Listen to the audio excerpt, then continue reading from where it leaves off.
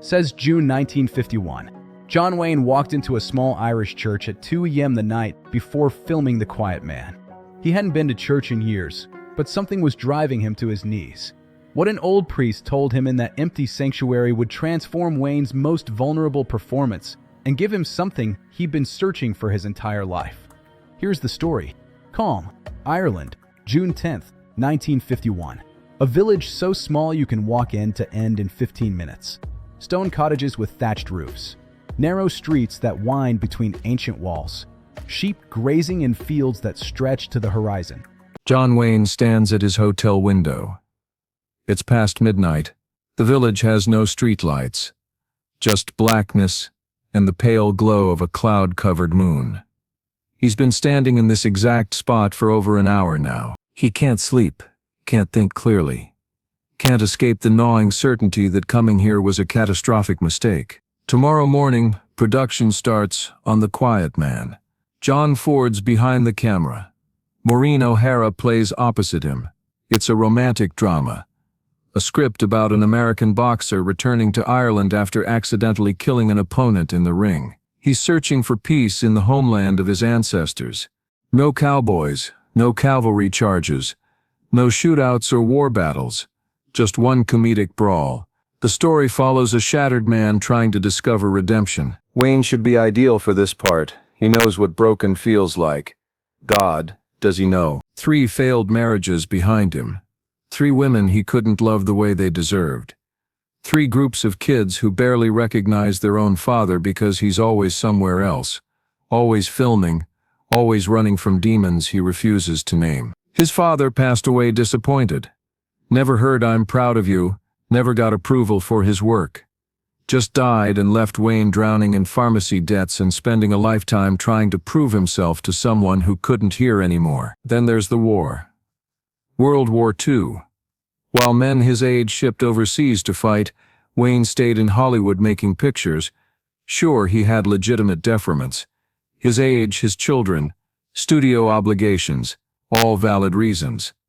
All excuses that taste like poison every single day. Now he's supposed to portray Sean Thornton.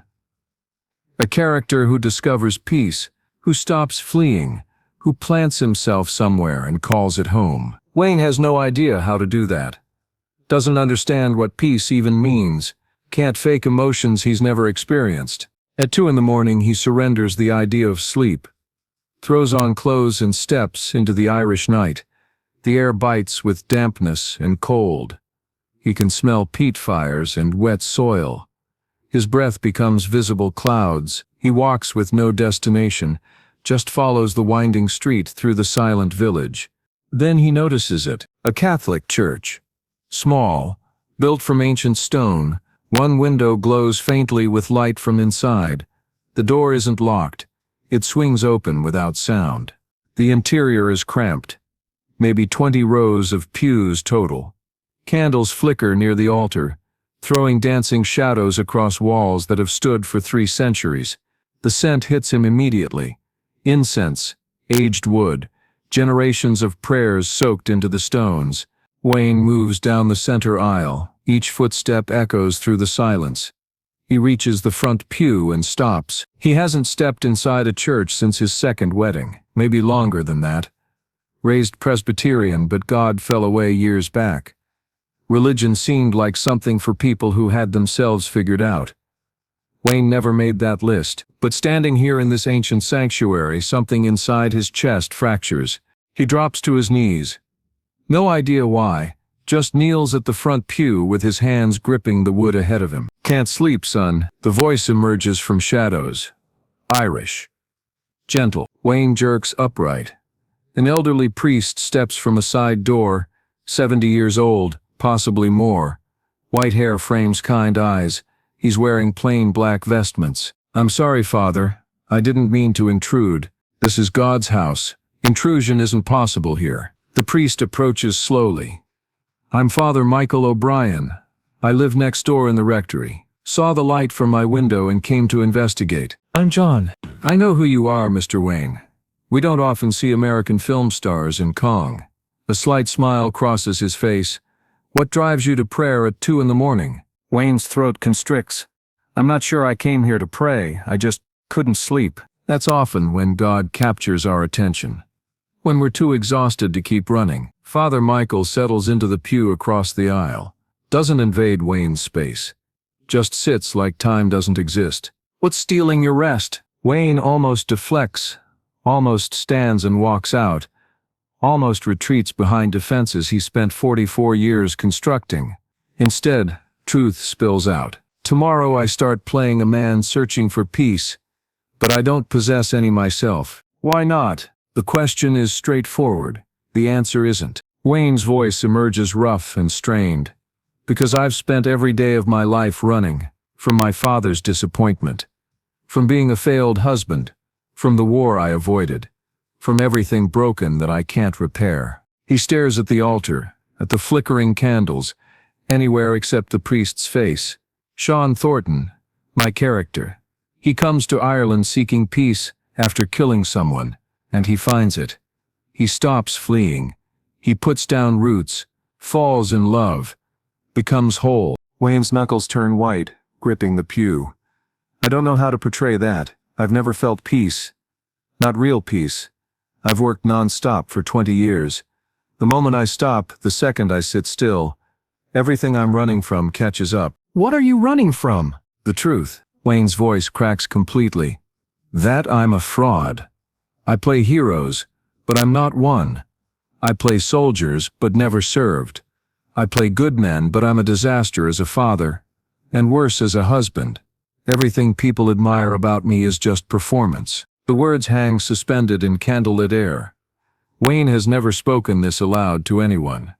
Barely acknowledged it himself. Father Michael doesn't rush to respond, lets the confession exist and breathe. Then, do you want peace, son? I don't know if I deserve it. None of us do, that's the nature of grace. Wayne looks directly at the priest now. I've made countless mistakes. 3 ex-wives, children who don't know me, a father I disappointed, a war I ran from. How do you find peace carrying that weight? Father Michael rises, walks to the altar, picks up a weathered prayer book. An old Irish blessing says, "May the road rise up to meet you. May the wind be always at your back. May the sun shine warm upon your face and rains fall soft upon your fields." He closes the book. Do you understand what that blessing truly means? Wayne shakes his head. It means, may your journey be easier than you deserve. May grace meet you on the road. May peace find you even when you're not searching for it. He returns to Wayne. Your presence here isn't accidental. You're in Ireland, the land of saints and second chances, playing a role about redemption. That's not coincidence. That's divine providence. Wayne's eyes fill with water. I don't believe in that. You don't have to. It believes in you. Father Michael places his hand on Wayne's shoulder. You're not playing Sean Thornton, son. You're becoming him. Let this film heal you. Let Ireland heal you. Let God heal you. He begins praying in Irish. Ancient words, old blessings. Wayne can't understand the language, but feels its weight. Centuries of faith compressed into sounds that wash over him like waves. Then Father Michael switches to English. Lord, bless this traveler. This lost soul seeking home. This man carrying burdens too heavy for one person alone. Give him peace, not because he's earned it, but because you offer it freely to everyone who asks. Wayne shatters. 44 years of holding everything together. 44 years of being strong, being tough, being the Duke. It all breaks. He buries his face in his hands and sobs. Deep, wrenching sounds that echo through the ancient church. Crying for his father who never said he was proud, for his children who barely know him, for the soldier he never became, for the man he wishes he could be. Father Michael keeps his hand steady on Wayne's shoulder, says nothing, just stands there while this giant of cinema, this movie star, this American icon completely falls apart and slowly begins reassembling. 15 minutes pass. Wayne finally quiets, wipes his eyes with his sleeve, sits back heavily. I'm sorry, Father. Don't apologize for honesty. That's the first real prayer you've offered in years. Wayne almost laughs despite everything. That was a prayer? The realest kind. You stopped running long enough to feel what you've been avoiding. That's what prayer is. stopping, being still, letting God find you. Father Michael sits again. Now, you asked how to play a man finding peace. I'll tell you, stop acting. Tomorrow, when you film Sean Thornton seeing Ireland for the first time, don't perform. Just look. Really look. See this land that's ancient and beautiful and scarred and still standing. That's you. That's all of us. He leans forward. And when you film the love scenes, don't act those either. Let yourself feel something genuine instead of pretending. You've performed your entire life. Even your marriages were performances. This film is your opportunity to stop performing and start living. Wayne stares at the elderly priest. You barely know me. I know lost men. I've been a priest for 46 years. I recognize what running looks like, and I know what it looks like when someone finally stops. They sit in silence for several minutes. Candles continue flickering. The ancient stones hold their peace. Finally, Wayne stands. Thank you, Father. Will you return before you leave Ireland? I don't know. Come back anyway. Even if you don't know. Especially if you don't know. Wayne nods, walks back down the aisle, stops at the door, turns. Father, that blessing you mentioned, about the road rising up to meet you. Yes, I'd like to hear it again sometime. Father Michael smiles. Come back and I'll teach it to you. Wayne steps out into the Irish night. The air still carries the scent of peat and earth. The village remains asleep, but something inside Wayne's chest has loosened. Not peace, exactly. Not yet, but maybe the first breath toward it. The next morning, June 11th, filming begins. First scene, Sean Thornton returns to Ireland for the first time in decades. He rides in a cart coming over a hill and sees the Irish countryside spread before him. Green fields, stone walls, distant mountains. The cottage where he was born. The script calls for Sean to take a deep breath, smile, say, "So this is it." John Ford calls action. Wayne looks at the landscape. Really looks, like Father Michael instructed, sees green so vivid it's almost painful, sees morning mist rising from the fields, sees something ancient and eternal and healing. His face transforms. Not acting. Something authentic breaks through. He takes a breath.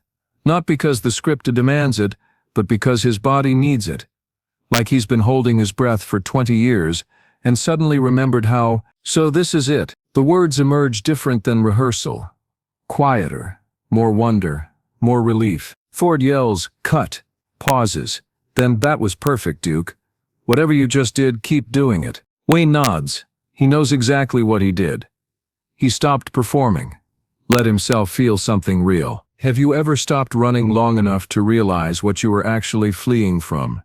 That moment changes everything. The filming continues. 6 weeks in Ireland, Cong and surrounding villages. The most breathtaking locations Wayne has ever witnessed. Every Sunday, Wayne returns to Father Michael's church, sits in the same pew.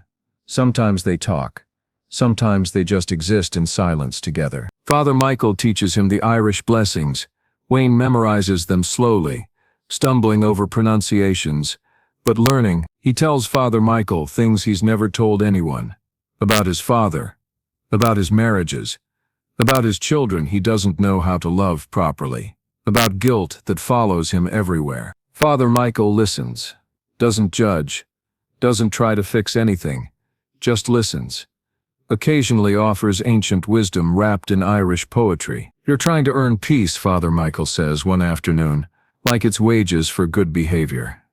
That's not how it works. Peace is a gift. You receive it. You don't earn it. How do you receive something you don't deserve? By opening your hands and releasing what you're carrying. You can't receive a gift if your hands are full of guilt." Wayne tries. It's not easy. 44 years of guilt doesn't vanish in 6 weeks, but something shifts. Something loosens its grip. On set, everyone notices the change. Wayne is different, softer, more present, less guarded. Maureen O'Hara mentions it between takes. "Duke, you're different in this film. I've worked with you before. This is, I don't know, more real." Wayne doesn't explain. How could he explain Father Michael? The church. The breaking. The famous scene where Sean and Mary Kate kiss in the cottage during a windstorm.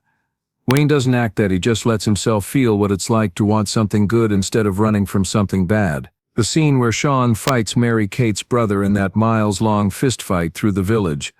Wayne doesn't act that either. He pours 20 years of frustration and anger and guilt into those punches. And at the end, when they laugh and become friends, he feels something like catharsis. John Ford notices too. After 3 weeks, Ford pulls Wayne aside. "I don't know what happened to you, but keep it up.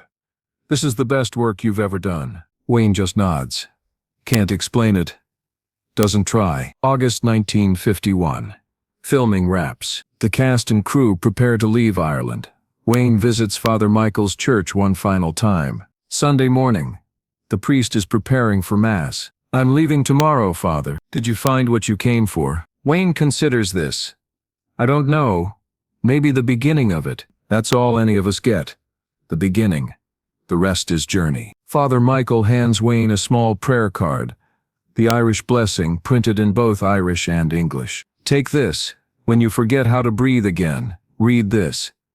Remember, Ireland, remember that peace exists." Wayne takes the card, slides it into his wallet. "Thank you, Father, for everything. Come back sometime. When the running starts again, Ireland will be here." "I will." They shake hands. Wayne walks out of the church into Irish mourning, gets in the car, leaves Kong, but he keeps his promise. 1952, The Quiet Man, releases, becomes one of the most beloved films of Wayne's career.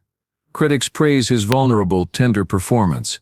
Unlike anything Wayne has done before, Wayne wins no awards for it. But he receives thousands of letters from people saying the film touched them, healed them, reminded them that peace is possible. 1953, Wayne returns to Ireland, visits Father Michael, donates money to restore the church. They sit and talk for hours. Returns again, brings his children this time, introduces them to Father Michael. "This is the man who taught me how to stop running." 1960, returns. Father Michael is aging, 81 now, still sharp, still wise, still gentle. They pray together in the ancient church. Returns. Father Michael tells him, "I won't be here much longer.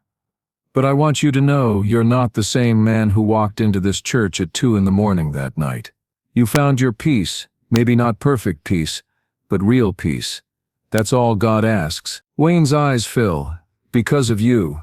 Because you finally stopped running long enough to receive it." Father Michael O'Brien dies in his sleep, age 88. Wayne gets the telegram in California, flies to Ireland for the funeral, stands in the back of the packed church and weeps. At the graveside, Wayne places something on the coffin. The prayer card Father Michael gave him 17 years ago, worn from being carried every single day in his wallet. The Irish blessing, barely legible now. "Thank you," Wayne whispers, "for teaching me how to breathe." The years pass. Wayne makes more films, some good, some bad, but he never stops carrying Ireland with him. 1978. Wayne is dying, stomach cancer. Months left, maybe weeks. He's in Newport Beach, too weak to travel. He writes a letter to the church in Kong, to new priest, a young man who never met Father Michael. "Dear Father, I'm writing to tell you about Father Michael O'Brien, who served your church for over 40 years. He died in 1968, but his impact lives on. In 1951, I came to Ireland to film a movie. I was broken, running from everything I couldn't fix. At 2 a.m, unable to sleep, I walked into your church. Father Michael was there. He gave me something that night I'd been searching for my whole life. Permission to stop running. Permission to receive grace instead of trying to earn it. Permission to be human instead of heroic. That conversation changed my life, changed my work, changed how I loved my children, changed everything. I've returned to that church many times over the years. Every time it reminded me peace exists. Not perked peace, not constant peace, but real peace, available to anyone who stops running long enough to receive it." "I'm dying now. Cancer. I'll meet Father Michael soon." "I'm sending money to maintain the church. Please use it to keep that building standing. People need sacred spaces where they can stop running, where old priests can teach them how to breathe. Thank you, John Wayne. The letter arrives. The young priest reads it, cries, frames it, hangs it in the church. June 11th, 19. The young priest in Kong says a mass for him. Speaks about Father Michael and the American film star who found peace in an ancient Irish church. 37 people attend, villagers who remember the filming, descendants of people who worked on The Quiet Man. They pray the Irish blessing together. May the road rise up to meet you. May the wind be always at your back. May the sun shine warm upon your face, and rains fall soft upon your fields. And until we meet again, may God hold you in the palm of his hand. Today, tourists visit Kong because of The Quiet Man. They walk streets where Wayne and O'Hara filmed. They visit the cottage. They take pictures. Most don't know about Father Michael's church, but some do. Some ask. Some go inside. The prayer card Wayne gave back is there in a glass case, the Irish blessing barely visible under decades of handling. The plaque beneath reads, "In 1951, John Wayne entered this church at 2 a.m., unable to sleep, searching for something he couldn't name. Father Michael O'Brien met him here and taught him that peace is not earned, but received." Wayne returned many times over the years. This church gave him what Hollywood never could: permission to stop running. People stand in front of that case and read the worn prayer card. Some cry. Some sit in the pews for a while. Some light candles. They're looking for what Wayne found, what Father Michael taught. Permission to stop running. Permission to receive grace. Permission to breathe. Ireland still offers that, for anyone who stops long enough to receive it. What would happen if you stopped running long enough to receive what you've been searching for? Maybe it's time to find out. And unfortunately, they don't make men like John Wayne anymore.